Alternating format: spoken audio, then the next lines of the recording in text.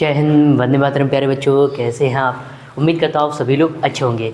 जैसे कि आपको पता है, आपके सभी बच्चों के ठीक है बोर्ड्स के एग्ज़ाम चल रहे हैं। इस सभी मामलों में आप सभी लोगों को टेंशन तो हो ही रही होगी, मैं समझ सकता हूँ, ठीक है। लेकिन इस टेंशन को दूर करने के लिए मैं ये वीडियो बना रहा हूँ ताकि आप सभी तक सभी PYQs के सॉल्यूशन पहुँच सके। और आप चाहे तो इस वीडियो को ठीक है 1.25 या 1.5 या 2x की स्पीड में भी देख सकते हैं बच्चा लोगों, ठीक है, जैसा आपको बेटर लगे, ठीक है। तो मैं ये कोशिश करूँगा कि आपको पिछले 5 या 10 साल जो भी मेरी कोशिश हो सकेगी, ठीक है, उन सभी PYQs के पूरे हर एक क्वेश्चन के सॉल्यूशन आपको दे सकें। अगर कोई क्वेश्चन रिपीट करेगा तो मैं आपको बता दूंगा कि इस वीडियो में रिपीट कर रहा हूँ, उस तरीके से आप उसको देख लीजिएगा। तो चलिए वीडियो को बड़ा नहीं करेंगे, ठीक, कोशिश करेंगे कि बाय पार्ट आपको प्रोवाइड करा सके वीडियोज़ के, ठीक है। तो आपको हम सबसे पहले 2025 का जो सेट है, और सेट नंबर क्या है बेटा आपको बता देते हैं। सेट है हमारा 2025 का 65-1-2, सेट नंबर 2 हमने लिया है और उसको आज हम यहाँ पर हम लोग सॉल्व करने वाले हैं। हर एक क्वेश्चन का स्क्रीनशॉट आपको मेरे व्हाइट बोर्ड पर शो हो जाएगा। पहला क्वेश्चन स्टार्ट करते हैं सेक्शन ए का MCQ जिसका है, ठीक है। 4 ऑप्शन आपको वहाँ पर दिए हुए हैं, ठीक है। कहा है कि प्रोबेबिलिटी ऑफ किसी इवेंट की प्रोबेबिलिटी दी है 2/3, किसी F इवेंट की प्रोबेबिलिटी दी है 3/7, ठीक है। तो आपको बेटा इस चीज़ की प्रोबेबिलिटी बोल रहा है, किसकी? आपको probability of event E when F bar is occurred, इसकी इवेंट की प्रोबेबिलिटी बोल रहा है। तो आपको बेटा पता होना चाहिए इसकी प्रोबेबिलिटी कैसे निकालते हैं। Probability of E intersection F bar whole upon the probability of F bar, ठीक है। आ रही बात समझ में? अब ध्यान से समझना बेटा, ठीक है। जैसे कि मेरे पास क्वेश्चन है और आप मेरे व्हाइट बोर्ड पे शो भी हो रहा, कह रहा है E and F are 2 independent event. E और F कैसी है? 2 इंडिपेंडेंट इवेंट है। और इंडिपेंडेंट इवेंट का मतलब क्या होता है बेटा? इंडिपेंडेंट इवेंट का मतलब होता है जब कोई 2 इवेंट इंडिपेंडेंट होती है तो प्रोबेबिलिटी ऑफ इवेंट, आपने पढ़ा है कि अगर कोई 2 इवेंट जैसे A इंटरसेक्शन B, अगर कोई 2 इवेंट इंडिपेंडेंट है तो probability of A event and probability of event, इन दोनों का डॉट प्रोडक्ट करा देते हैं, ठीक है बेटा। तो क्या हो जाएगा भाई यहाँ पर प्रोबेबिलिटी ऑफ इवेंट E, ठीक है, into probability of event F बार, और नीचे क्या है? प्रोबेबिलिटी ऑफ इवेंट F बार। बेटा ये क्या हो जाएगा? कैंसिल। क्या बचा? प्रोबेबिलिटी ऑफ इवेंट E, और प्रोबेबिलिटी ऑफ इवेंट E कितनी दी है बेटा? 2/3 दी है। तो कौन सा ऑप्शन करेक्ट है भाई? आपका option I think C option is correct. कौन सा करेक्ट है बेटा? C ऑप्शन करेक्ट है। चलिए नेक्स्ट क्वेश्चन की ओर बढ़ते हैं। आप चाहे तो स्क्रीनशॉट ले सकते हैं या वीडियो को पॉज करके आप इसको नोट भी कर सकते हैं, ठीक है बच्चा लोगों। सो मेरे बच्चों, आइए अब नेक्स्ट क्वेश्चन नंबर 2 की बात करते हैं, जिसका स्क्रीनशॉट आपको मेरे व्हाइट बोर्ड पर शो हो रहा होगा। क्वेश्चन नंबर 2 क्या कहता है? देखिए क्वेश्चन नंबर 2 कह रहा है if alpha vector and beta vector are 2 mutually parallel vectors then lambda is equal to. कह रहा है कि अगर अल्फा वेक्टर जो कि है i cap -4j cap plus 9k cap और बीटा वेक्टर जो कि है 2i cap -8j cap plus lambda k cap, ठीक है, तो आपको बताना ये म्यूचुअली पैरेलल है। बेटा पैरेलल के लिए केस क्या होता है? हालांकि यहाँ लैम्डा होता है लेकिन यहाँ पर ऑलरेडी क्वेश्चन में लैम्डा दिया हुआ है, इसलिए मैंने यहाँ पर k कांस्टेंट ले लिया है, ठीक है। तो इसके लिए पैरेलल होता है जब 2 वेक्टर म्यूचुअली पैरेलल हो, ठीक है। तो क्या होता है? Beta vector is equal to k alpha vector होता है। k अल्फा वेक्टर को इधर लिया, यानी कि ये अगर, ठीक है, क्या है? डायरेक्टली प्रोपोर्शनली इक्वल हम इनको यहाँ पर दिखाते हैं। तो बेटा कुछ नहीं करना होता। क्या?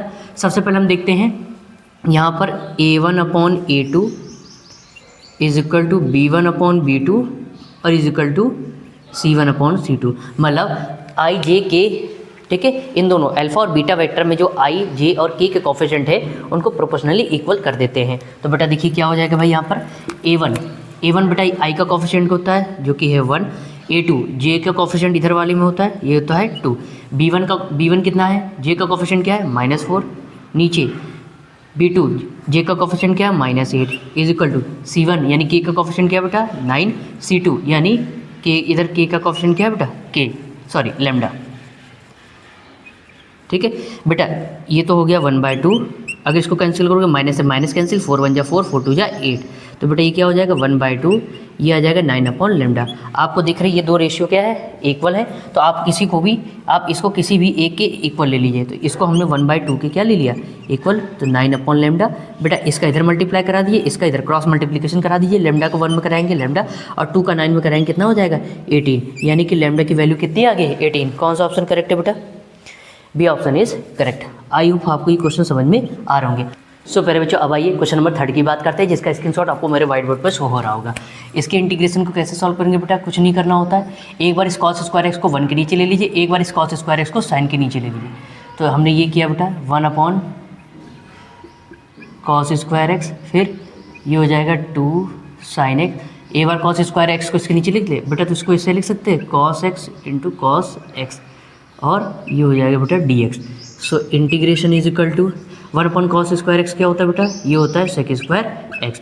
बेटा एक साइन लिया तो ये क्या हो जाएगा, साइन अपॉन कॉस क्या होता है बेटा, ये हो जाएगा आपका 10x, और यहाँ 1 अपॉन कॉस बचा, 1 अपॉन कॉस क्या होता है बेटा, सेक एक्स, ये हो जाएगा dx। बेटा आप क्या करेंगे, एक बार इसको इंटीग्रेशन के अंदर लीजिए, sec square x dx minus 2 scalar है बाहर कर लिया, एक बार सेक एक्स यानी 10x सेक एक्स को लीजिए। तो जैसा कि आपको पता होना चाहिए सेक स्क्वायर एक्स का इंटीग्रेशन क्या होता है बेटा, ये 10x होता है, और 10x into sec x, sec x into 10x, sec x into 10x, इसका क्या होता है बेटा, सेक एक्स इंटू 10x, इसका होता है बेटा 10, इस सेक एक्स होता है, ठीक है, 2 बाहर ऑलरेडी था, और प्लस का c। कौन सा ऑप्शन यहाँ पर नज़र आ रहा है आपको सही, तो यहाँ पर ऑप्शन आ रहा है बेटा आपका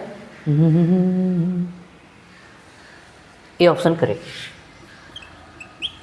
तो फिर बच्चों आइए नेक्स्ट क्वेश्चन नंबर 4 की बात करते हैं। क्वेश्चन नंबर 4 क्या कहता है, if a vector plus B vector plus C vector is equal to 0 vector. Question आपको मेरे व्हाइट बोर्ड पर शो हो रहा होगा। और मैग्नीट्यूड ऑफ ए वेक्टर दिया है √37, मैग्नीट्यूड ऑफ बी वेक्टर दिया है 3, और मैग्नीट्यूड ऑफ सी वेक्टर दिया है आपको 4, then angle between a B vector and c vector. तो आपको बी वेक्टर और सी वेक्टर के बीच में क्या पता करना है, एंगल पता करना है। तो बेटा हम इससे सॉल्व करेंगे, कहाँ से, इससे सॉल्व कर देंगे, ठीक है। तो बेटा हम क्या करेंगे, सबसे पहले हमने लिया A vector plus B vector plus C vector is equal to 0, ये हमें क्वेश्चन में दिया हुआ था। अब हम क्या करेंगे, अगर आपको बी और सी के बीच में, जिसके बीच में एंगल पता करने के लिए कह रहा है, उसको इधर ही रखिए, क्योंकि हमसे बी वेक्टर और सी वेक्टर, बी और सी के बीच में एंगल पता करने के लिए बोल रहा है, तो हम ए वेक्टर को इधर ले जाएंगे। तो ए वेक्टर को उधर लेके जाओगे, इधर प्लस का उधर लेके जाओगे, किसका हो जाएगा माइनस। अब हम क्या करेंगे, both side taking both side magnitude, both side magnitude ले लीजिए, तो ये हो जाएगा बी वेक्टर प्लस सी वेक्टर का magnitude minus magnitude of A vector. क्या बात समझ में आ रही बेटा, ठीक। अब क्या करेंगे, बोथ साइड स्क्वायरिंग कर दीजिए, ऑन स्क्वायरिंग बोथ साइड्स। इससे फ़ायदा होगा कि हमें बी वेक्टर सी वेक्टर अलग मिल जाएगा, और उसके एंगल के लिए हमें फॉर्मूला मिल जाएगा। तो बेटा ये हो जाएगा बी वेक्टर प्लस सी वेक्टर के मैग्नीट्यूड का स्क्वायर, यहाँ हो जाएगा, इसका स्क्वायर करोगे तो बेटा माइनस क्या हो जाएगा, प्लस, और ये मैग्नीट्यूड ऑफ ए वेक्टर का स्क्वायर हो जाएगा बेटा, ठीक। अब ये A B vector plus C vector के मैग्नीट्यूड का स्क्वायर है, क्या हो जाएगा बेटा, मैग्नीट्यूड ऑफ बी वेक्टर का स्क्वायर, एक तरीके से ए प्लस बी का होल स्क्वायर है, plus magnitude of C vector का square, plus 2 B vector C vector. क्या बात समझ में आ रही है आपको, ठीक, into is equal to magnitude of A vector का स्क्वायर। दो वेक्टर के बीच का एंगल पता करना हो तो हमें फॉर्मूला पता है, cos theta is equal to बेटा क्या होता है, अगर हम इसी के बारे में लिखना चाहें तो ये हो जाएगा बेटा b vector dot c vector upon magnitude of B vector and magnitude of C vector, ये होता है बेटा फॉर्मूला। तो हमें बी वेक्टर और सी वेक्टर की वैल्यू चाहिए, तो क्या हो जाएगा बेटा, ये हो जाएगा आपका b vector dot c vector, इसको इधर भेज दीजिए, तो magnitude of B vector magnitude of C vector two cos theta. इसका मतलब इस b vector dot c vector की जगह आप क्या पुट कर सकते हैं, magnitude of A vector plus magnitude of C vector into cos theta. तो बेटा रख देते हैं, ये हो जाएगा बेटा मैग्नीट्यूड ऑफ बी वेक्टर का square plus magnitude of C vector का square plus 2 B vector dot c vector की जगह इसको पुट कर दीजिए, तो magnitude of B vector magnitude of C vector into cos theta and magnitude of A vector का square. अब क्या करेंगे बेटा, b vector magnitude of B vector की वैल्यू कितनी दी है, ये बेटा दी है 3 का square, plus magnitude of C vector की वैल्यू कितनी दी है, ये दी है बेटा 4 का square, 2 into magnitude of B vector कितना दिया है बेटा, ये दिया है 3, मैग्नीट्यूड ऑफ सी वेक्टर कितना दिया है, ये दिया है बेटा 4, और इंटू कॉस थीटा। और बेटा मैग्नीट्यूड ऑफ ए वेक्टर कितना दिया है, ये दिया है √37 √37 का स्क्वायर। यहाँ तक आपको बात समझ में आ गई होगी। अब क्या करेंगे बेटा, तो इधर हम थोड़ा कर लेते सॉल्व। बेटा 3 का स्क्वायर कितना होता है, ये हो जाएगा बेटा आपका 9, 4 का स्क्वायर कितना हो जाएगा, ये हो जाएगा बेटा आपका 16, देखिए 4 3 या 12 2 या 24 कॉस थीटा, और इधर बेटा √37 का अगर स्क्वायर करते तो कितना आता, 37 आ जाएगा बेटा। तो इसको अगर ऐड करिए, ये कितना हो जाएगा 15 15 इधर प्लस का उधर लेके जाएंगे, इसका हो जाएगा माइनस का। सो ये हो जाएगा 24 cos theta is equal to 37 minus का 25 बेटा इधर माइनस करोगे तो इधर कितना बचेगा, इधर आ जाएगा 12। 24 इधर मल्टीप्लाई में इधर लेके जाओगे किसका हो जाएगा, डिवाइड का। So cos theta is equal to 12 1 जा 12 और 12 2 जा 24 यानी 1/2। अब एक बात बताइए, आपको थीटा पूछ रहा है क्वेश्चन में, ठीक है, angle between b vector and c vector, ठीक है। तो बेटा ये cos कितने डिग्री की वैल्यू होती है, ये होती है cos 60 डिग्री की वैल्यू। बेटा cos से cos कैंसिल करके नहीं दिखाना होता है, ध्यान रखिएगा। और तो थीटा बराबर कितना आ गया, 60 डिग्री, यानी कि कौन सा ऑप्शन करेक्ट है। आई थिंक एक मिनट देख लिया अपने टेबलेट में, आपका ऑप्शन कौन सा करेक्ट है भाई, सॉरी ये आपको रेडियन में लिखना होता है यहाँ पर। ये हो जाएगा π/3 यानी ये हो जाएगा π/3। तो कौन सा ऑप्शन भाई नज़र आ रहा है यहाँ पर, c option is correct. I hope आपको क्वेश्चन नंबर 4 भी अच्छे से समझ में आ गया होगा। अब आइए नेक्स्ट क्वेश्चन नंबर 5 की ओर बढ़ते हैं। इसके शॉर्ट ले लीजिए या पॉज करके क्वेश्चन को नोट कर लीजिए, समझ में आ रहा हो सभी लोगों बच्चों को कमेंट करके जरूर बता दीजिए। तो प्यारे बच्चों अब आइए नेक्स्ट क्वेश्चन नंबर 5 की ओर बढ़ते हैं। क्वेश्चन नंबर 5 तो बोल रहा है और इसका स्क्रीनशॉट मेरे व्हाइट बोर्ड पर शो भी हो रहा होगा आपको। The graph of trigonometric function is shown as, आपको ट्रिग्नोमेट्रिक ग्राफ यहाँ पर आपको शो हो रहा है। Which of the following will represent graph of its inverse, तो ये इसके इन्वर्स का ग्राफ आपको यहाँ पर क्या करना है, बताना है। तो बेटा क्या करना होता है, ध्यान से समझिएगा। सबसे पहले तो ये पहचानना है ग्राफ किसका है बेटा। अगर आप ध्यान से देखिए साइन एक्स का ग्राफ क्या होता है, अगर हम केवल साइन एक्स के फंक्शन की बात करें तो आप कहोगे भैया वो 0 से स्टार्ट होता है, वो 0 से स्टार्ट होता है, ऐसे नागिन की तरह बनता चला आता है,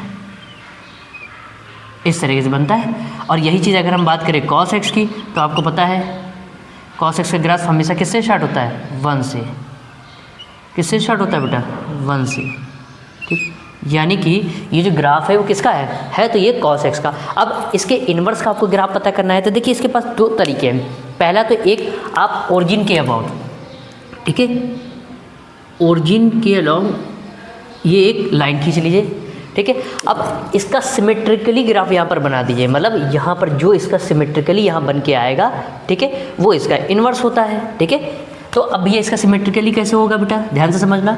ये इस तरीके से बनना है, ठीक, सेम यही यहाँ पर बने तो हमें क्या करना होगा, देखिए बेटा, ये देखिए ये आपका यहाँ पर बनना है, ठीक है।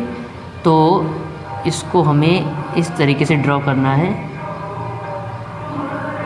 ये देखिए, मतलब इस तरीके से आप सोच सकते हैं कि आप जब मिरर में देखते हैं, ठीक है, जब आप मिरर में देखते हैं तो आपका चेहरा दिखाई देता है, लेकिन लेफ़्ट वाला कान उस समय में कहाँ, राइट में होता है, और राइट वाला कान कहाँ होता है, लेफ़्ट में हो रहा होता है। सेम वही यहाँ पर मिरर इमेज बनानी इसकी, तो ये इस तरीके से सेम ऐसे ही बनेगा इधर इस तरफ भी, ठीक है। और अगर बात करें इस वाले पार्ट की बेटा, इस वाले पार्ट की जो इधर बनना है वो इधर ऐसे बनेगा, बोलिए बेटा, ये इधर आपका ऐसे बनेगा, बोलिए भाई ऐसे बनेगा। अब 4 ऑप्शन में से देखिए कौन सा ऑप्शन है जो यहाँ पर करेक्ट हो रहा है, देखिए भाई कौन सा ऑप्शन है। देखिए ये इस तरीके से आपका ग्राफ आ रहा है, ये इन्वर्स वाला इस तरीके से, तो कहीं कोई ऑप्शन नज़र आ रहा है भाई, पहला वाला हो नहीं सकता क्योंकि वो आप पहला वाला आप देख रहे हो इस तरीके से है नहीं, दूसरा वाला इस तरीके से बनना है, तीसरा वाला अभी रुक जाइए, चौथा वाला तो हो नहीं सकता। अगर तीसरा वाला देखिए, तीसरा वाला इस तरीके से बन के आ रहा है तो इसका मतलब है इसका इन्वर्स ग्राफ क्या होगा, ये होगा। अब आप कहोगे भैया दूसरा तरीका बता दीजिए, तो दूसरा तरीका भी सीख लीजिए भाई। देखिए सबसे पहले हम बात करते हैं cos 0 की। भाई ये वैल्यू है यहाँ रेडियन में होती हैं, तो अब ये y एक्सिस पे रेडियन वाली वैल्यू आएंगी, ठीक है, रेडियन वाले एंगल, और जो नंबर्स होंगे वो आपके x एक्सिस पे आ जाएंगे। तो ये 1 है और ये -1, ये 0, यह 90, फिर पाई है, फिर आप या बीच में 3π/2 और जो भी पाई ये सब हो सकता है, ये भी होता है, ठीक है। अब मेरी बात ध्यान से सुनिएगा, ठीक है बेटा। सबसे पहले हम बात करेंगे cos 0। cos 0 की वैल्यू क्या होती है, 1, वो यहाँ पर आएगा, ठीक है। फिर बात करते हैं cos 90 की, तो ये धीरे धीरे धीरे धीरे 0, फिर आगे बढ़ते cos 90 पे वैल्यू क्या होती है, 0। cos 90 पे वैल्यू क्या होती है, 0 होती है, ठीक है। तो ये 0 मतलब y रहेगा, y पे 90 पे, और x क्या है आपका 0 आ रहा है, ठीक है, वो इस तरीके से आएगा। फिर यही हम बात करें पाई की वैल्यू, cos पाई की वैल्यू क्या होती है, -1। -1 कहाँ पर आ रहा है, ये, तो ये इस तरफ ये बनेगा। क्या बात समझ में आ रही, ये इस तरीके से इसका इन्वर्स का ग्राफ बनेगा। आई होप इतना तो समझ में आया ही होगा, ठीक है। बाकी डिटेल्ड वाइज में आपने स्कूल वगैरह में पढ़ा ही होगा, ठीक है बेटा। तो ये आपको इसका इन्वर्स का ग्राफ है, ठीक है। अब ये नेक्स्ट क्वेश्चन नंबर कौन सा अगला है बेटा, 6, क्वेश्चन नंबर 6 की बात करते हैं। सो प्यारे बच्चों, अब आइए नेक्स्ट क्वेश्चन नंबर 6 की बात करते हैं। क्वेश्चन नंबर 6 क्या कह रहा है, आप देख रहे हो आप देख रहे होंगे व्हाइट बोर्ड पर मेरे स्क्रीनशॉट लगा हुआ है। If A is a square matrix of order 3, ए एक कोई स्क्वायर मैट्रिक्स है और उसका ऑर्डर क्या है बेटा 3 है, सच दैट इस तरीके से कि determinant of a is equal to 9 है and determinant of a 9 into a inverse is equal to, आपको इसकी वैल्यू यहाँ पर बतानी है, ये किसके बराबर इसकी वैल्यू होगी। ठीक है, सबसे पहले तो एक बात और बता दूँ आपको कि आप इसको इस तरीके से भी लिख सकते हैं, determinant of a is equal to 9, या इसको आप इस तरीके से भी लिख सकते हैं, डिटर्मिनेंट ऑफ 9 ए इनवर्स। ठीक है, आप लोगों ने पढ़ा होगा कि अगर कोई कांस्टेंट या कोई स्केलर है और वो डिटर्मिनेंट के अंदर हो और ए, तो इसकी वैल्यू क्या होती है, के की पावर n डिटर्मिनेंट ऑफ ए। अब ये n क्या है, n क्या होता है, वो मैट्रिक्स का ऑर्डर होता है। अब मैट्रिक्स का ऑर्डर आपको क्वेश्चन में दिया है, n बराबर कितना दिया, कितने ऑर्डर की मैट्रिक्स ली जा रही है बेटा, 3 ऑर्डर की मैट्रिक्स, 3x3 की ऑर्डर की मैट्रिक्स ली जा रही है। तो बेटा यहाँ पर अगर हमें इसकी वैल्यू निकालना चाहें, किसकी, 9 ए इन्वर्स की, तो कितना आ जाएगा बेटा, ये आ जाएगा 9 टू द पावर n का मतलब कितने ऑर्डर की मैट्रिक्स है, 3 है, into determinant of A inverse. बेटा 9 की पावर 3 इंटू ये इन्वर्स है, अगर इसको नीचे लेके आओगे तो पावर कैसी हो जाएगी बेटा, पॉजिटिव हो जाएगी। तो बेटा ये हो जाएगा 9 to the power 3 and 1 upon determinant of A, आपको दिया है क्वेश्चन में 9।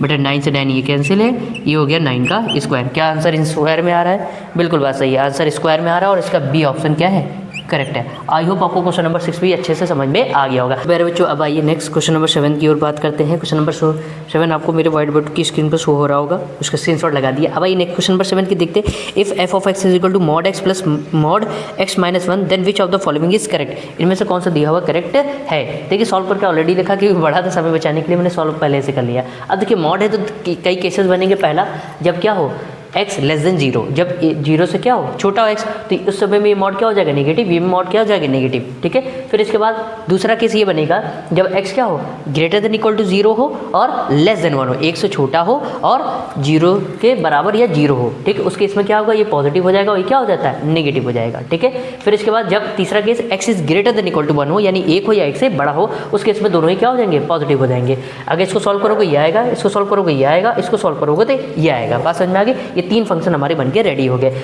2 पॉइंट पे चेक करना है, x बराबर 0 पर और x बराबर 1 पे क्या ये कॉन्टिन्यूस है दोनों पॉइंट पे, या दोनों पॉइंट पे क्या डिफरेंशिएबिलिटी है। 4 ऑप्शन यहाँ पर आपको शो हो रहा है। ठीक है, चलिए भाई देखते हैं। सबसे पहले मेरी बात ये समझ लीजिए, ठीक है, एक ये पॉलिनोमियल फंक्शन है, तो आपका x बराबर 0 और x बराबर 1 पे ये आपको पता है ये कैसा है, ये कॉन्टिन्यूस फंक्शन होता है, ये भी कॉन्टिन्यूस फंक्शन है। अगर 2 कॉन्टिन्यूस फंक्शन का सम किया जाए तो वो भी कॉन्टिन्यूस फंक्शन होता है, ये आपको पता होगा। तो अब हम चेक करते हैं डिफरेंशिएबिलिटी के लिए हमें चेक करना होगा क्या ये डिफरेंशिएबल फंक्शन है या नहीं। उसके लिए हमें पता होना चाहिए अगर कोई फंक्शन का लेफ्ट हैंड डेरिवेटिव और राइट हैंड डेरिवेटिव अगर इक्वल आ जाता है तो हम बोल देंगे उस पॉइंट पे फंक्शन क्या है, डिफरेंशिएबल है। हमारे पास 2 पॉइंट दिए हुए हैं, एक x बराबर 0 पर डिफरेंशिएबिलिटी चेक करनी है और दूसरा x इज इक्वल टू 1 पर डिफरेंशिएबिलिटी हमें यहाँ पर चेक करनी है बेटा। ठीक है, तो क्या करेंगे, पहले x बराबर 0 पर डिफरेंशिएबिलिटी चेक करेंगे, पहले लेफ्ट हैंड डेरिवेटिव चेक करेंगे। चलिए भाई, लेफ्ट हैंड डेरिवेटिव क्या होता है, लिमिट x टेंड्स टू 0। ठीक है, f of x minus f of a upon x minus a। Function क्या हो जाएगा बेटा, 0 नहीं 0 से छोटा, 0 नहीं 0 से छोटा, ये हो जाएगा आपका फंक्शन, यानी माइनस का 2x प्लस 1 माइनस। ठीक है, f ऑफ a जहाँ जाए x वहाँ पर क्या a मतलब ये पॉइंट है, x is equal to a, ये a पॉइंट क्या है 0, तो x इज 0 रखा, सॉल्व किया बेटा, 2 से मल्टीप्लाई होगा 0 आ जाएगा, 0 प्लस 1 कितना होता है 1 माइनस 1। ठीक है, तो ध्यान रखिएगा ये माइनस 1 ये प्लस 1 कैंसिल हो जाएगा, माइनस 2x अपॉन x हो जाएगा, तो x से x कैंसिल कर दिया, क्या आएगा -2, यानी लेफ्ट हैंड डेरिवेटिव आया -2। Same as it is right hand derivative की बात करेंगे, राइट हैंड डेरिवेटिव में क्या होगा 0 प्लस, यानी 0 नहीं 0 से बड़ी वैल्यू लेनी है। ये आप दिख रहे हैं, ना तो ये होगा ना तो ये वाला फंक्शन होगा, ये वाला होगा। क्यों 0, ये फंक्शन कब लेंगे, 1 कब लेंगे, जब 0 या 0 से बड़ा हो। तो यहाँ पर देखिए 0 से बड़े की बात कर रहा है, यानी फंक्शन में क्या आ जाएगा 1 माइनस। ठीक है, अब हम बात करें बेटा यहाँ पर हाँ, अब हम बात करें यहाँ पर फंक्शन, यही फंक्शन है, तो f ऑफ a के लिए भी क्या होगा 1 माइनस 1 क्या होता है 0, और 0 से किसी भी डिवाइड करो तो क्या आएगा 0, यानी लेफ्ट हैंड डेरिवेटिव क्या आया -2 और राइट हैंड डेरिवेटिव क्या आया 0। तो ये दोनों इक्वल नहीं है, यानी left hand derivative is not equal to right hand derivative, यानी x बराबर 0 पर ये एट x बराबर 0 पॉइंट पर फंक्शन डिफरेंशिएबल नहीं है। अब x बराबर 1 पे पॉइंट पे चेक करते हैं क्या ये फंक्शन डिफरेंशिएबल है या नहीं। तो x इज इक्वल टू 1 पे हमने चेक किया, पहले लेफ्ट हैंड डेरिवेटिव चेक करेंगे। लेफ्ट हैंड डेरिवेटिव के लिए फंक्शन क्या हो जाएगा, यानी 1 से छोटा ये वाला फंक्शन कब, ये फंक्शन कब लेंगे जब 1 से छोटा, तो 1 से छोटे पे फंक्शन क्या हो जाएगा 1। सेम एज इट इज यहाँ पर भी वैल्यू क्या रखेंगे 1। ठीक है, 1 माइनस 1 अपॉन x माइनस ए। ठीक है, x माइनस ए, सॉरी यहाँ पर एक चीज़ ये कर लीजिएगा, यहाँ पर यहाँ पर एक चीज़ कर लीजिएगा, यहाँ पर ए पॉइंट, ए की जगह क्या है 1, ठीक है। तो 1 - 1 क्या होता है 0, 0 में किसी भी नंबर से डिवाइड करिए वैसे क्या बन जाता है 0, यानी लेफ्ट हैंड डेरिवेटिव आपकी क्या आ गई बेटा 0 आ गए। फिर बात करते हैं राइट हैंड डेरिवेटिव की। राइट हैंड डेरिवेटिव में क्या हो जाएगा limit x tends to 1 plus, बेटा फंक्शन क्या लेंगे, फंक्शन आप देख रहे हो एक नहीं एक से बड़ा, तो एक नहीं एक से बड़ा, एक और या एक से बड़ा, तो उस केस में फंक्शन ये हो जाएगा 2x - 1, यहाँ 2x - 1 रखा, यहाँ पर क्या हो जाएगा बेटा f(1) है, f(1) जहाँ x है वहाँ पर 1 रखा, 2 1 या 2 में से एक माइनस किया 1 आया बेटा, ये -1 देखिए ये माइनस माइनस प्लस, तो -2 हो गया, 2 कॉमन लिए क्या हो गया ये कैंसिल हो गया, 2 आ गया, यानी लेफ्ट हैंड डेरिवेटिव आपका आया 0 और राइट हैंड डेरिवेटिव आपका आया 2, तो left hand derivative is not equal to right hand derivative, इसलिए x बराबर 1 पॉइंट पे भी फंक्शन डिफरेंशिएबल नहीं है। तो कौन सा ऑप्शन करेक्ट है भाई, सी ऑप्शन करेक्ट है, क्योंकि बोल रहा है फंक्शन क्या है कंटिन्यूअस है, फंक्शन आपका कंटिन्यूअस तो है लेकिन ये डिफरेंशिएबल नहीं है इन दोनों पॉइंट 0 और 1 पर, ठीक। तो आपका सी ऑप्शन क्या हो जाएगा बेटा, c option is correct. I hope आपको क्वेश्चन नंबर 7 अच्छे समझ में आगे हो गया। अब चलिए नेक्स्ट क्वेश्चन नंबर 8 की ओर बढ़ते हैं, ठीक है। प्यारे बच्चों आइए क्वेश्चन नंबर 8 की बात करते हैं। विच of the following is not a homogeneous function of x and y, ठीक है। तो ये कह रहे हैं इनमें से कौन सा फंक्शन जो कि x और y के टर्म में लिखा हुआ है, क्या इनमें से कोई फंक्शन है जो होमोजीनियस नहीं है। होमोजीनियस चेक करने के तरीका आपने पढ़ा होगा स्कूल में, ठीक है। तो देखिए पहला तो मेथड ये बताते हैं कि हम फंक्शन की जगह बेटा x की जगह बेटा लैम्डा x पुट करेंगे और y की जगह लैम्डा y पुट करेंगे। अगर लैम्डा कॉमन आ जाता है और फंक्शन फिर से दोबारा वही बन जाता है और लैम्डा की कोई डिग्री मिल जाती है तो उस केस में बोलेंगे फंक्शन होमोजीनियस है। और अगर लैम्डा की डिग्री यहाँ पर नहीं मिलती है तो हम बोलेंगे फंक्शन, या लैम्डा कॉमन नहीं आता है तो हम बोलेंगे फंक्शन होमोजीनियस नहीं है। चलिए भाई चेक करते हैं। तो बेटा हम क्या करते हैं, यहाँ पर लैम्डा एक्स वगैरह, लैम्डा एक्स कॉमन है, जहाँ जहाँ x वहाँ लैम्डा है x और जहाँ y है वहाँ लैम्डा y रख देंगे। तो बेटा ये क्या हो जाएगा lambda square y square minus x की जगह लैम्डा x रखोगे और y की जगह लैम्डा y, तो लैम्डा स्क्वायर एक्स वाई। बेटा दोनों से लैम्डा स्क्वायर कॉमन ले रहे हो तो क्या हो जाएगा y square minus x y, ठीक है। बेटा लैम्डा स्क्वायर ये देखिए दोबारा वही बन गया f ऑफ x, y, देखिए यही फॉर्म बन के आ गया, ठीक है। और लैम्डा की यहाँ डिग्री कितनी आ रही है 2 आ रही है, इसका मतलब ये पहला वाला a वाला तो होमोजीनियस फंक्शन है। सेम एज इट इज़ यहाँ के लिए चेक करेंगे, जहाँ जहाँ x है वहाँ लैम्डा x, जहाँ y है वहाँ लैम्डा y, यहाँ हो जाएगा लैम्डा x और y की जगह लैम्डा y। बेटा लैम्डा कॉमन लेंगे, अंदर बनेगा x माइनस 3y, यहाँ लैम्डा की डिग्री कितनी आ रही 1, इसका मतलब ये भी होमोजीनियस फंक्शन है। सी पॉइंट के लिए चेक करेंगे बेटा, ये हो जाएगा f ऑफ x की जगह लैम्डा x और y की जगह लैम्डा y रखेंगे तो ये हो जाएगा बेटा साइन स्क्वायर y की जगह लैम्डा y और x की जगह लैम्डा x रखा, ठीक है। सेम एज इट इज यहाँ पर y की जगह लैम्डा y और x की जगह लैम्डा x रखा। बेटा ये लैम्डा से लैम्डा कैंसिल, ये लैम्डा से लैम्डा कैंसिल। अगर आप ध्यान दें अब आप कहोगे भैया यहाँ तो लैम्डा कॉमन ही नहीं आ रहा है। बेटा कैसे कॉमन नहीं आ रहा है, आप ध्यान से देखो तो कॉमन है, कैसे आप कहोगे कैसे भैया, तो क्या बेटा हम यहाँ लैम्डा की पावर 0 नहीं रख सकते, तो लैम्डा की डिग्री कितनी होगी 0, इसका मतलब है ये भी होमोजीनियस फंक्शन है। आइए लास्ट वाला, अब यही ऑप्शन बचा है, इससे जाहिर सी बात ये होमोजीनियस नहीं होगा। एक बार चेक कर लेते, फिर भी x की जगह लैम्डा x रखा, y की जगह लैम्डा y रखा, जहाँ जहाँ x है वहाँ लैम्डा x रख दिया और जहाँ जहाँ y है वहाँ पर हमने लैम्डा y रख दिया। अब एक चीज़ ध्यान रखना, ये होमोजीनियस नहीं है, क्यों, क्योंकि आप एंगल से किसी फंक्शन को कॉमन, किसी एंगल से आप लैम्डा को कॉमन ब्रेक नहीं कर सकते, कॉमन नहीं लिया जा सकता है, यानी कि ब्रेक नहीं हो सकता है, कॉमन नहीं ले सकते लैम्डा, तो यहाँ पर क्या है ये होमोजीनियस फंक्शन नहीं, तो सी ऑप्शन करेक्ट हो गया। क्या आपको बात समझ में आ गई? क्वेश्चन नंबर 8 क्या कह रहा था हमारा। अब आइए नेक्स्ट क्वेश्चन नंबर 9 की बात। प्यारे बच्चों आइए क्वेश्चन नंबर 9 देखते हैं। क्वेश्चन नंबर 9 ये कह रहा है let a b a matrix of order m cross n। एक बेटा ए मैट्रिक्स है जिसका ऑर्डर है m क्रॉस n, तो हमने क्या इसी का ए ट्रांसपोज भी निकाल लिया। ट्रांसपोज में पता है जो रो कॉलम बन जाएगी कॉलम रो बन जाएगी, यानी कि इसके ऑर्डर पलट दो, यानी n क्रॉस m हो जाएगा, ठीक है। And b is a matrix such that, और बी आपकी इस तरीके से मैट्रिक्स है, स्टेटमेंट में दिया है a transpose b and b a transpose, ठीक है, are defined then the order of B.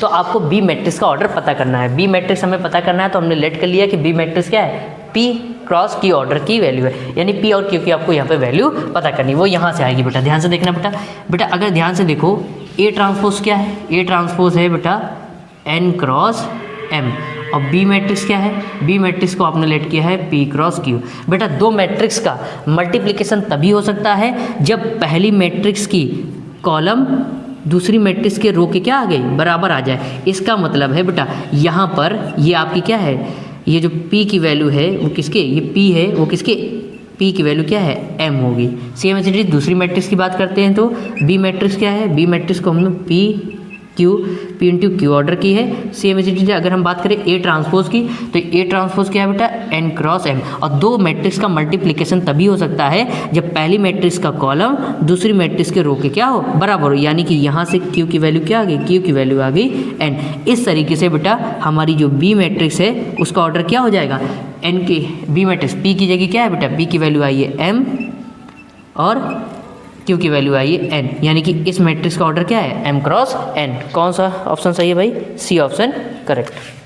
I hope question number 9 भी आपको अच्छे से समझ में आ गया होगा। सो प्यारे बच्चों आइए नेक्स्ट क्वेश्चन नंबर 10 देखते हैं। इसका स्क्रीनशॉट आप मेरे व्हाइट बोर्ड पर देख सकते हैं। If the feasible region of a linear programming problem with objective function आपको z इज इक्वल टू दिया है ax plus B Y is bounded then which of the following is correct. देखिए आपको यहाँ पर पहला ऑप्शन दिया है it will only have a maximum value. क्या इस ऑब्जेक्टिव फंक्शन की केवल मैक्सिमम वैल्यू होती है? नहीं भैया, इसका तो नहीं पढ़ा है, अपने एनसीईआरटी में भी ये पढ़ा होगा concept. It will have a minimum value, क्या केवल ऑब्जेक्टिव फंक्शन की मिनिमम वैल्यू होती है? नहीं भाई, it will have both maximum and minimum value. अभी इसको देखते हैं, लास्ट वाला डी वाला और देख लेते हैं। It will have neither maximum nor minimum value. तो भैया सी ऑप्शन करेक्ट है। क्यों? किसी ऑब्जेक्टिव फंक्शन की मैक्सिमम और मिनिमम दोनों वैल्यू बताई जा सकती है। बात समझ में आ रही, दोनों वैल्यू होती है, ठीक है। तो कौन सा सी ऑप्शन करेक्ट हो गया। प्यारे बच्चों आइए नेक्स्ट क्वेश्चन नंबर 11 की बात करते हैं। क्वेश्चन नंबर 11 आपको शो हो रहा हो मेरे स्क्रीन पर व्हाइट बोर्ड की। कह रहा है इफ़ एक मैट्रिक्स है जो कि है -1 0 0 0 1 0 0 0 1, तो आपको ए इनवर्स यहाँ पर निकालना है। बेटा अब आप कहोगे, आप में से कई बच्चे ये सोच रहे होंगे अधिकतर ये कि भैया ए इनवर्स निकालने का फॉर्मूला तो ये होता है क्या, adjoint A upon determinant of A. बेशक यही होता है, लेकिन इतना करने के आप बैठोगे नहीं। तो इसके लिए एक देखिए एक तरीका है, एक नोट्स होता है क्या कि अगर कोई डायगोनल, पहले चेक करो ये मैट्रिक्स किस टाइप की है। पहले बात तो 3/3 ऑर्डर इस मैट्रिक्स का है। और ये देखिए ध्यान से सुनिए, ये एक डायगोनल मैट्रिक्स है। कैसे पहचाने डायगोनल मैट्रिक्स है? जो डायगोनल के एलिमेंट है वो नॉन जीरो, और इसके डायगोनल के एलिमेंट के ऊपर के और डायगोनल के जो प्रिंसिपल डायगोनल होता है उसके ऊपर के एलिमेंट, उसके नीचे के एलिमेंट क्या होते हैं? जीरो। तो वो डायगोनल मैट्रिक्स बोली जाती है, ठीक है। तो अगर कोई डायगोनल मैट्रिक्स है, ठीक है, और उसके डायगोनल के एलिमेंट का क्या कर दीजिए, रेसिप्रोकल कर दीजिए, ठीक है, रेसिप्रोकल कर दीजिए, तो वो आपकी उस मैट्रिक्स का क्या बोला जाएगा, इनवर्स बोला जाएगा। इसका मतलब इसका रेसिप्रोकल बोले इसका उल्टा पलट दो, तो बेटा पलटोगे तब भी क्या आएगा, -1 आएगा, फिर 0 0 रहेगा, फिर 0 1 को बेटा पलटोगे तो क्या आएगा, 1 ही आएगा, ठीक, 0 फिर 0 0, बेटा 1 को पलटोगे क्या आएगा, 1। यानी कि इस ए इनवर्स का, ठीक, एक इस ए मैट्रिक्स का ए इनवर्स क्या होगा, ये होगा आपका वही ए ही आएगा। इसका मतलब कौन सा भैया ऑप्शन करेक्ट आ रहा है इसमें? इसमें आ रहा है आपका डी ऑप्शन, मेरे ख्याल से। हाँ, डी ऑप्शन क्या है, करेक्ट है, ठीक है। आइए तो प्यारे बच्चों आइए नेक्स्ट क्वेश्चन नंबर हम लोग 12 की बात करते हैं। क्वेश्चन नंबर 12 क्या कह रहा है, इसका स्क्रीनशॉट मेरे व्हाइट बोर्ड पे आपको शो हो रहा होगा, ठीक है। The integrating factor of the differential equation dy/dx + y = 1 + y/x। बेटा इसका आपको इंटीग्रेटिंग फैक्टर निकालना है। सो ये हो जाएगा dy/dx। एक काम करिए बेटा, इधर y है, सारे y वाले टर्म एक तरफ ले आइए। तो एक बार x को इसके नीचे ले लीजिए और एक बार x को इस y के नीचे ले लीजिए। सो बेटा y वाले एक तरफ कर लीजिए, तो dy/dx = y, ये प्लस का y/x है, इधर आके किसका हो जाएगा, माइनस का y/x, ये हो जाएगा बेटा 1/x। सो ये हो जाएगा dy/dx। बेटा दोनों से क्या y कॉमन लेंगे तो अंदर क्या बचेगा, 1 - 1/x = 1/x। बेटा इसको कंपेयरिंग करेंगे, कंपेयरिंग बाय, ठीक है, जनरल लीनियर डिफरेंशियल इक्वेशन क्या होती है, ये हो जाएगी आपका dy/dx plus px of y, ठीक है, = qx, ठीक है बेटा। तो अब हम क्या करेंगे बेटा, यहाँ पर अगर ध्यान से देखिए तो px की वैल्यू आपकी क्या हो जाएगी, ये है बेटा 1 - 1/x, कॉमा यहाँ पर qx की वैल्यू क्या है बेटा, ये है 1/x। तो हमसे बोल रहा है इंटीग्रेटिंग फैक्टर, इंटीग्रेटिंग फैक्टर क्या होता है, e की पावर px dx, ये फॉर्मूला होता है बेटा। सो e की पावर इंटीग्रेशन 1 - 1/x dx। सो बेटा इसका इंटीग्रेशन करते हैं। अब आपको पता है, इसको ब्रेक कर लेते हैं बेटा। तो देखिए 1 का इंटीग्रेशन क्या होता है बेटा, 1 का इंटीग्रेशन होता है x, और 1/x का क्या होता है, log mod x। x एक पॉजिटिव वैल्यू है, आप उसको लगाना चाहे तो लगा लीजिए। इसको ब्रेक कर लेंगे तो e की पावर माइनस log mod हटा दीजिए भाई, ठीक है, पॉजिटिव का पॉजिटिव ही बना रहेगा। तो बेटा ये हो जाएगा e की पावर x अपॉन ये माइनस लॉग है, नीचे आ जाएगा तो क्या हो जाएगा प्लस। अब आपको एक चीज़ पता होनी चाहिए, e की पावर लॉग बेस ई एक्स, इसकी वैल्यू क्या होती है x, मतलब ये हट जाता है और यहाँ पर जो भी फंक्शन जो भी एंगल होता है लॉग के साथ वो बाहर आ जाएगा। सो बेटा ये हो जाएगा e की पावर x अपॉन क्या हो जाएगा बेटा x। ये हो गया इसका इंटीग्रेटिंग फैक्टर, यानी कौन सा ऑप्शन करेक्ट आ रहा है बेटा, ये आ रहा है आपका ऑप्शन सी। ऑप्शन सी क्या आ रहा है बेटा, करेक्ट हो रहा है। मेरे बच्चों आइए नेक्स्ट क्वेश्चन नंबर 13 की बात करते हैं। क्वेश्चन नंबर 13 का स्क्रीनशॉट आपको मेरे व्हाइट बोर्ड पर शो हो रहा है, हो गया ठीक है। कह रहा है लेट एक मैट्रिक्स दिए जो ए आई जे के फॉर्म में है, B I square matrix of order 3, जो कि एक स्क्वायर मैट्रिक्स है और इस मैट्रिक्स का ऑर्डर 3 है, ठीक है भाई। सच दैट इस तरीके से कि ए आई जे मतलब मैट्रिक्स के अंदर के एलिमेंट की इन्फॉर्मेशन दे रहा है, कैसे होंगे जे माइनस 2 आई टाइप के। Then which of the following is correct, इनमें से कौन सा करेक्ट होगा। तो बेटा आपको पता है ये आई जे है, यानी कि आई की वैल्यू क्या है 1 और जे की वैल्यू क्या है 2, इस फॉर्म में हमने यहाँ पर रख दिया।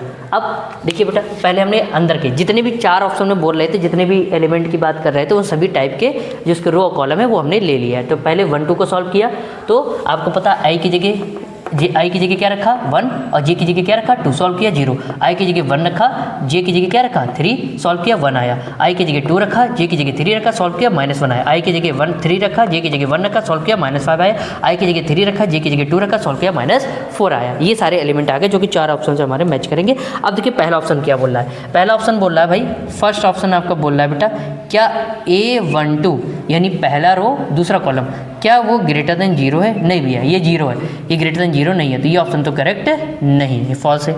बी ऑप्शन देखिए क्या बोल रहा है बेटा, बी ऑप्शन आपसे बोल रहा है all A I J is less then 0।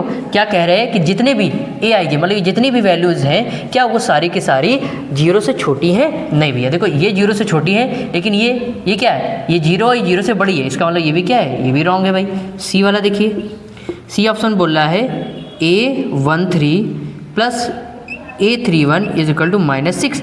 A13 कितना बेटा निकाला, पहली रो तीसरा कॉलम, ये आया 1 प्लस A31 मतलब तीसरी रो पहला कॉलम, ये कितना है -5। बेटा इनको सॉल्व करोगे तो कितना आएगा -4। ये भी भैया गलत है, ठीक है। डी वाला भाई लास्ट बचा है तो यही सही होना चाहिए।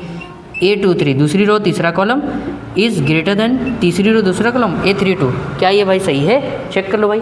A23 कितना है बेटा, A23 है -1 इज़ ग्रेटर देन A32 कितना है, बिल्कुल भाई ये सही है। क्यों, -1 जो है वो -4 से हमेशा क्या है, बड़ा होता है। ये नेक्स्ट क्वेश्चन नंबर 14 को देखते हैं। क्या बोला, the absolute maximum value of function आपको दिया है बेटा x की power 3 -3x + 2 in close interval 0 से 2। आपको इसमें एब्सोल्यूट मैक्सिमम वैल्यू पता करनी है। सबसे पहले हम क्या करते हैं, फर्स्ट ऑफ ऑल फंक्शन को हम लोग डिफरेंशिएट करते हैं। डिफरेंशिएट करोगे 3x² - 3, फिर इस डिफरेंशिएट किए हुए फंक्शन को डेरिवेटिव को 0 के बराबर करते हैं, जो कि हो जाएगा 3x² - 3 = 0। 3 यहाँ से कॉमन लिया, ये इधर मल्टीप्लाई में उधर जाके क्या हो गया, डिवाइड होकर 0 हो गया। ये a² बेटा a² - b² है, क्या हो जाएगा x + 1 x - 1 = एक बार इसको 0 के बराबर किया, एक बार इस ब्रैकेट को 0 के बराबर किया, तो यहाँ से x की वैल्यू आई -1, यहाँ से x की वैल्यू आई +1, ठीक है। अब चेक करते हैं बेटा, देखो ये वाला नहीं लेंगे पॉइंट, क्यों, अगर ध्यान से देखो x = -1 इसके अंदर आ रहा है या इसके बीच में आ रहा है, नहीं, ठीक। तो x = 1 आया तो ये क्रिटिकल पॉइंट लेंगे। तो कौन कौन से क्रिटिकल पॉइंट होंगे, एक तो ये इसका स्टार्टिंग वाला, इसका एंड वाला, ये दोनों हो जाएंगे, और प्लस इसके बीच में 1 आ रहा था। ये 3 क्रिटिकल पॉइंट यहाँ से निकल के हमारे आए, ठीक है। अब x = 0 रखते हैं, रखो भाई, x 0 रखा, ये 0 रखा, 0 माने 0 0, ये रखा तो ये आ गया बेटा 2। फिर इसके बाद x = 1 रखोगे, 1 यहाँ रखोगे तो 1 का क्यूब 1, 3 1 जा 3 + 2 बेटा 2 1 3, 3 - 3 कितना हो जाएगा, ये तो 0 हो जाएगा। x = 2 का क्यूब करोगे बेटा कितना आएगा 8, 2 3 जा 6 + 2, 8 में से 6 गया 2, 2 और 2 कितना हो जाएगा 4। बेटा मैक्सिमम वैल्यू की बात कर रहा है, सबसे बड़ी वैल्यू क्या आ रही है 4, और वो किस पॉइंट पे आ रही है, तो एट x = 1, ठीक है, एट x = 2 पर, ठीक है, एट x = 2 पर आपकी मैक्सिमम वैल्यू क्या आ रही है 4। तो यहाँ पर कौन सा ऑप्शन करेक्ट होगा भाई, चेक कर लीजिए एक बार। आपके एब्सोल्यूट मैक्सिमम वैल्यू क्या होगी 4 होगी, यानी कि कौन सा ऑप्शन है भाई सही, सी ऑप्शन क्या है, करेक्ट है। आइए नेक्स्ट क्वेश्चन नंबर 15 की बात करते हैं। कह रहा है क्वेश्चन नंबर 15, इसका स्क्रीनशॉट वहाँ व्हाइट बोर्ड पर शो हो रहा होगा आपको। इफ इंटीग्रेशन दिया है 2 की power 1/x upon x² dx is equal to k into 2 की पावर 1/x + c, ठीक है, then k is equal to, तो आपको k की वैल्यू यहाँ पर बतानी है, कुछ नहीं करना बेटा, पहले इसको इंटीग्रेट कर लेते हैं। इंटीग्रेट करने के लिए देखिए नीचे 1/x का डिफरेंशिएशन यहाँ मौजूद है, तो 1/x को हमने टी लेट के लिए। 1/x का डिफरेंशिएशन क्या होता है बेटा, बहुत सारा डिफरेंशिएट कर दो। 1/x का होता है -1/x² dx is equal to dt। हमने क्या किया बेटा, माइनस उधर लेके dx का 1 में मल्टीप्लाई कराया, तो dx/x² is equal to -dt। अगर आप ध्यान से देखो तो बेटा ये dx है और नीचे x² है, इसकी जगह आप क्या लिख सकते हो बेटा, माइनस का dt। तो हमने ये लिख दिया यहाँ पर dt, माइनस बाहर कर लिया और 2 की पावर 1/x को क्या पुट किया था बेटा t, तो यहाँ पर रख दिया t। अब पता है a की पावर x, अब आपको ये पता होना चाहिए कि a की पावर x का इंटीग्रेशन क्या होता है, ये होता है बेटा a की power x upon log base e a plus c। तो बेटा वही हमने इस्तेमाल किया, a की पावर x का इंटीग्रेशन होता है a की पावर यानी 2 की power t upon log base e t। ठीक है,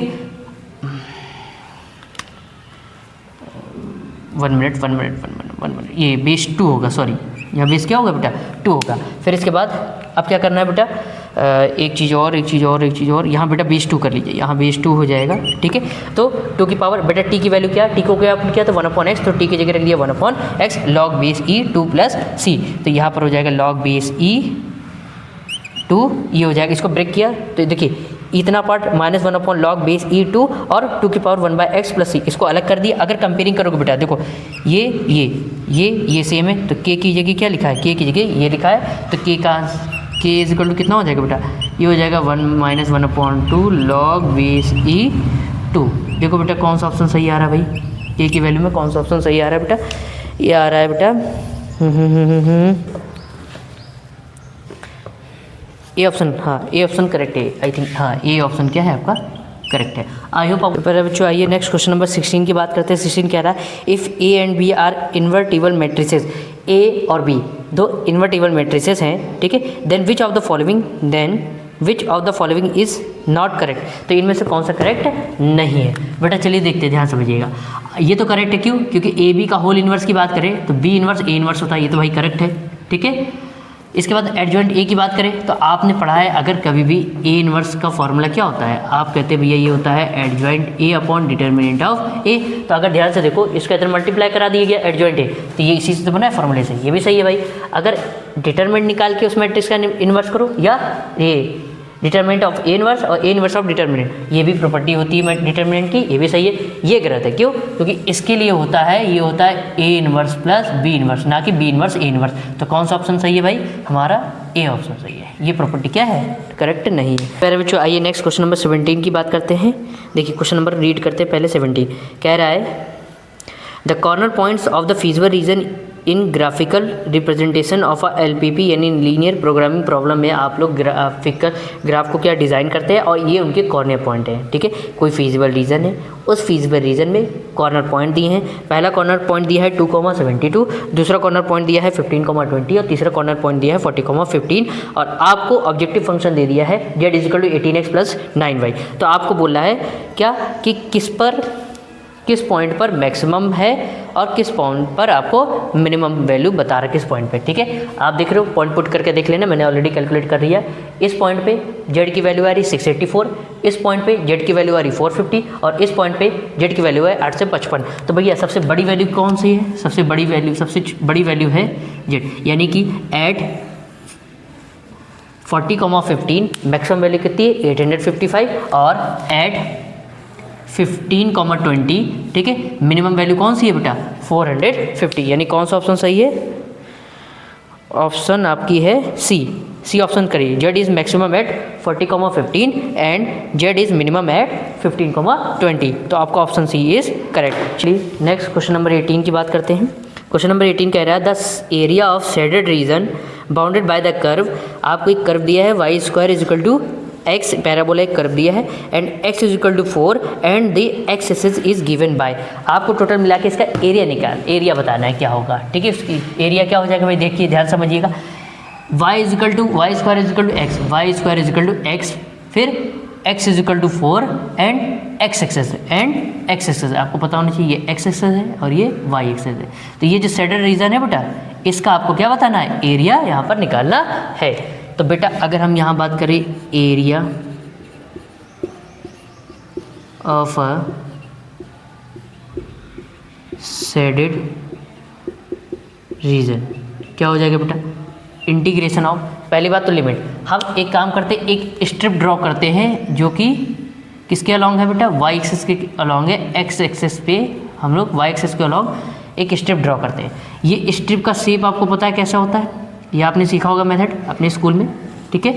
तो यहाँ पर आपको स्ट्रिप, ये आपको है, ये स्ट्रिप की लेंथ हो गई जो कि वाई एक्सिस पे वाई है, और ये स्ट्रिप की ब्रेथ होगी जो कि डी एक्स है। बहुत छोटी आपकी क्या होती है, इसकी ब्रेथ होती है। अब हम बात करें एरिया, ये स्ट्रिप को अगर आप खसकाना चाहो तो कहाँ से, इस ओरिजिन से लेकर यहाँ से यहाँ तक, यहाँ से यहाँ तक तो खसका सकते हो। तो इसका मतलब इसकी लोअर लिमिट क्या है, 0 से स्टार्ट हो रही है और कहाँ पर खत्म हो रही है, 4 पे। अब इसकी एरिया की बात करेंगे, ये रेक्टेंगल है, एरिया ऑफ रेक्टेंगल क्या होता है, लेंथ इंटू ब्रेथ। लेंथ कितनी है बेटा, वाई एक्सिस, और ब्रेथ कितनी है, डी एक्स। तो बेटा आपको x के रिस्पेक्ट में इंटीग्रेट करना है, यानी कि y को इन टर्म्स ऑफ x में कन्वर्ट करना है। तो y को इन टर्म्स ऑफ अगर आप x में करेंगे तो y इज इक्वल टू यहाँ से स्क्वायर हटेगा तो क्या लग जाएगा, अंडर रूट। अब बेटा अंडर रूट में भी दो वैल्यू आएंगी, एक प्लस की एक माइनस की। यहाँ पर आप फर्स्ट क्वाड्रेंट ले रहे हैं, फर्स्ट क्वाड्रेंट में वैल्यू कैसी होंगी, पॉजिटिव। तो इसका मतलब यहाँ पर जो y की वैल्यू आप रखोगे वो कैसी रखोगे, पॉजिटिव रखोगे, यानी कि 0 से 4, और y की वैल्यू रखोगे अंडर रूट x dx। और यही आपको पूछ रहा था, इसका एरिया आपको फाइंड नहीं करना है, ठीक है। कौन सा ऑप्शन करेक्ट है बेटा, 0 से 4 अंडर रूट x dx, यानी कि ऑप्शन डी इज करेक्ट। चलिए भाई नेक्स्ट क्वेश्चन नंबर 19 और 20 जो कि असर्शन और रीजन वाले हैं उसकी बात करते हैं। बेटा असर्शन का क्वेश्चन देखते हैं, असर्शन और रीजन का क्वेश्चन नंबर 19। क्वेश्चन नंबर 19 में असर्शन कहता है let z be the set of integers. z क्या है, सेट ऑफ इंटीजर्स है।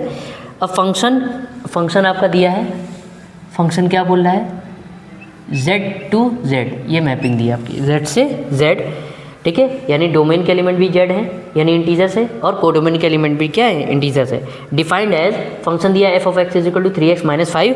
अब बोल रहा है क्या, for all comma for all x is belongs to, सभी इंटीजर के लिए क्या फंक्शन एक बाइजेक्टिव है। देखिए कोई फंक्शन बाइजेक्टिव कब होगा, जब वो ऑन वन और ऑन टू, अगर कोई फंक्शन वन और ऑन टू दोनों हो तभी वो फंक्शन बाइजेक्टिव बोला जाएगा, ठीक है। अब समस्या ये है कि इसको वन और बाइजेक्टिव कैसे प्रूव करते हैं, तो चलिए देखते हैं। पहले ये चेक करते हैं क्या ये वन है।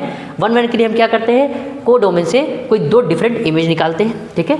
दो डिफरेंट आपकी इमेज निकालते हैं जो इक्वल ना हो, उनको इक्वल लेते हैं, और उनके अगर डोमेन के एलिमेंट इक्वल आ गए, ठीक है, ये x1 is equal to x2 आ गया तो हम बोलते हैं क्या, फंक्शन वन है। चलिए f of x1 is equal to f of x2 करते हैं। 3 फंक्शन क्या है, 3x माइनस 5। तो बेटा यहाँ जहाँ जाएगा वहाँ x1 रखेंगे, 3x1 minus 5 is equal to 3x2 minus 5। बेटा आपको पता है 5 से 5 क्या हो जाएगा, कैंसिल। 3x1 और 3 से 3 से क्या हो गया, cancel. x1 is equal to x2। दो डिफरेंट इमेज ली थी, ठीक है, उनको इक्वल लेके चले थे, तो दो डिफरेंट डोमेन के एलिमेंट इक्वल आ गए, इसका मतलब ये फंक्शन वन तो है। अब बात करते हैं ऑन टू की। ऑन टू में f of x is equal to 3x minus Y. आपको पता है इसको इन टर्म्स ऑफ x है, इन टर्म्स ऑफ y में कन्वर्ट करना होता है। तो बेटा क्या करते हैं, इसको आप y लिख सकते हैं, माइनस का 5 इधर लेके आगे प्लस का 5, 3 इधर मल्टीप्लाई इधर लेके आगे किसका हो जाएगा, डिवाइड का। तो x बराबर y plus 5 is equal to 3। आपको पता है, अगर जैसे आपको ये पता होना चाहिए कि इस मैपिंग में कोडोमेन के जितने भी एलिमेंट हैं उन सब की यहाँ सबकी जो इसकी सबकी प्री इमेज मिलनी चाहिए, सबकी प्री इमेज मिलनी चाहिए, कोई खाली ना रहे। जितने एलिमेंट है सबकी प्री इमेज मिले तो हम बोलेंगे वो फंक्शन कैसा है, वो फंक्शन आपका क्या बोला जाएगा, ऑन टू बोला जाएगा। अगर आप ध्यान से देखिए मैपिंग किस तरीके से, इंटीजर से इंटीजर की। बट अगर आप यहाँ पर कोई वैल्यू लेते हो, इंटीजर लेते हो, जैसे आपने यहाँ रखा 1, आपने क्या लिखा, आपने यहाँ पर रखा 1। चलो भाई ठीक है, 1 प्लस 5 कितना हो जाएगा, ये हो जाएगा 6/3, डिवाइड करोगे 2 आएगा, ठीक है भाई। 2 एक इंटीजर है, वो इसके अंदर आता है, ठीक। लेकिन अगर आप बेटा यहाँ पर ये रख देते हो 2, y की जगह आपने 2 रखा, 2 प्लस 5/3, 5 प्लस 2 कितना होता है 7/3। क्या ये इसकी प्री इमेज यहाँ पर मिल रही हो, वापस यहाँ मिल रही, भैया यहाँ इंटीजर नंबर होते हैं, और इंटीजर में आपको पता है प्लस माइनस में होते हैं, ना कि रेशनल नंबर के टाइप के होते हैं। यानी कि इस कोडोमेन के हर एलिमेंट की यहाँ प्री इमेज यहाँ पर आपको नहीं मिलेगी, इसका मतलब है ये ऑन टू फंक्शन नहीं है। तो अब जब ऑन टू नहीं है तो ये आपका ना तो वन है और ना ही ऑन टू है, इसका मतलब है बेटा ये आपका असर्शन क्या है, असर्शन है आपका फॉल्स। अब बात करते हैं रीज़न की, क्या रीज़न ट्रू है। देखिए भाई रीज़न बोल रहा है a function is the bijective if is both surjective and injective. आपको पता है 1 को इंजेक्टिव बोलते हैं और ऑन टू को सर्जेक्टिव बोलते हैं। तो अगर कोई फंक्शन दोनों सर्जेक्टिव इंजेक्टिव हो तो क्या वो बाइजेक्टिव होता है? बिल्कुल। रीजन क्या है? रीजन आपका ट्रू है। क्यों? क्योंकि अगर कोई फंक्शन बाइजेक्टिव है उसके लिए उस फंक्शन का इंजेक्टिव और सर्जेक्टिव होना चाहिए, यानी 1 1 और ऑन 2 होंगे तभी वो बाइजेक्टिव फंक्शन बोला जाएगा। तो एजर्सन फॉल्स है, रीजन क्या है? ट्रू है। तो कौन सा ऑप्शन सही है भाई? ऐसे में डी आ रहा है, जिसमें assertion is false and reason is true. चलिए नेक्स्ट क्वेश्चन नंबर 20 को देख लेते हैं। सो प्यारे बच्चों, आइए इस सेक्शन ए के लास्ट क्वेश्चन नंबर 20 की बात करते हैं। ये भी आपका एजर्सन रीजन का क्वेश्चन है। आइए देखते हैं क्वेश्चन नंबर 20 क्या कहता है। स्क्रीनशॉट आपको मेरे व्हाइट बोर्ड पर शो हो रहा होगा। क्वेश्चन नंबर 20 ये कह रहा है, एजर्सन ये कह रहा है एफ ऑफ एक्स एक फंक्शन दिया है जो कि है 3x - 8 when x is less than equal to 5 and 2k when x is greater than 5 is continuous at x is equal to 5 पे। आपको बताना है क्या? ये कॉन्टिन्यूअस है x बराबर 5 पे, ये बता रहा है कि ये कॉन्टिन्यूअस है, ठीक है। और साथ ही साथ आपको बताना है क्या, अगर ये कॉन्टिन्यूअस है तो k की वैल्यू क्या यहाँ पर 5/2 आएगी, या आपको यहाँ पर क्या करना है? चेक करना है। बेटा पता होना चाहिए अगर कोई फंक्शन कॉन्टिन्यूअस कब होगा? जब बेटा उसकी left hand limit is equal to right hand limit and is equal to value of function. अगर तीनों बराबर आ जाते हैं तो हम बोलते हैं फंक्शन कैसा है? कॉन्टिन्यूअस है। तो क्यों ना भाई, एट आपको बोल रहा है at x is equal to 5 पर, इस पॉइंट पे चेक करना है फंक्शन। चलिए भाई, सबसे पहले हम एक बार निकाल लेते हैं इसकी left hand limit. Left hand limit कैसे निकालते हैं बेटा? Limit x tends to 5 minus, बेटा 5 से छोटे फंक्शन क्या आ जाएगा? ये आ जाएगा 3x - 8। तो बेटा x की वैल्यू यहाँ पुट कर दीजिए, 3 × 5 - 8, 5 3 × 15, 15 में से 8 माइनस करेंगे बेटा कितना आएगा? 7। सेम एज इट इज़ हम यहाँ पर निकालते हैं राइट हैंड लिमिट।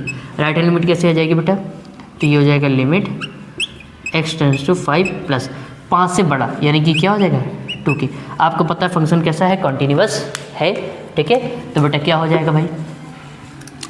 और अगर हम फंक्शन की वैल्यू निकालना चाहें तो फंक्शन आपका क्या ले लेंगे? 3x - 8 x is equal to 5 पर यही आ जाएगा। तो फंक्शन की अगर वैल्यू यहाँ पर 5 रखते हैं तो बेटा कितना आएगा? हमने ऑलरेडी सॉल्व करके देखा कितना? 7 ही आएगा। तो हमने यहाँ पर किया left hand limit is equal to right hand limit is equal to value of function, क्योंकि ऑलरेडी बोल रहा है ये आपका कैसा कॉन्टिन्यूअस है। तो बेटा लेफ्ट हैंड लिमिट कितनी आई है? बेटा ये आई है 7। राइट हैंड लिमिट क्या है? राइट हैंड लिमिट है आपकी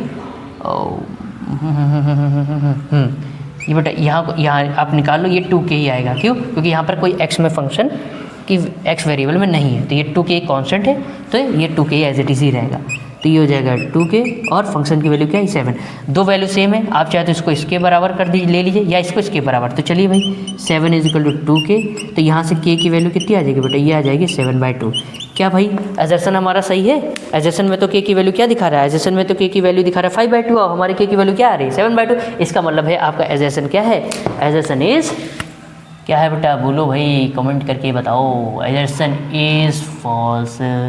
रीज़न क्या हो जाएगा बेटा? रीज़न क्या ट्रू दिया है? कह रहे हैं for a function we are continuous at x is equal to a, किसी पॉइंट पे फंक्शन कंटिन्यूअस है, उसके लिए क्या उसके लिए अगर लेफ्ट हैंड लिमिट यानी limit x tends to a minus F of x is equal to, ये लेफ्ट हैंड लिमिट बोली जाएगी, और limit x tends to a plus F of X ये राइट हैंड लिमिट बोली जाएगी, is equal to F of ए, यानी function की value. अगर ये तीनों बराबर है तो फंक्शन कंटिन्यूअस है। भैया रीज़न क्या बोल रहा है? Reason is true.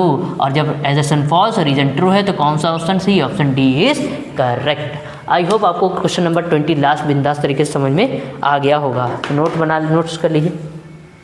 सो प्यारे बच्चों, वीडियो काफ़ी बड़ा हो जाएगा एक इसी पार्ट में, तो ये पार्ट 1 रखते हैं हमारा, जिससे हमारा आपको ज़्यादा बड़ा वीडियो ना बने, क्योंकि हमें भी प्रॉब्लम हो जाती है, ठीक है।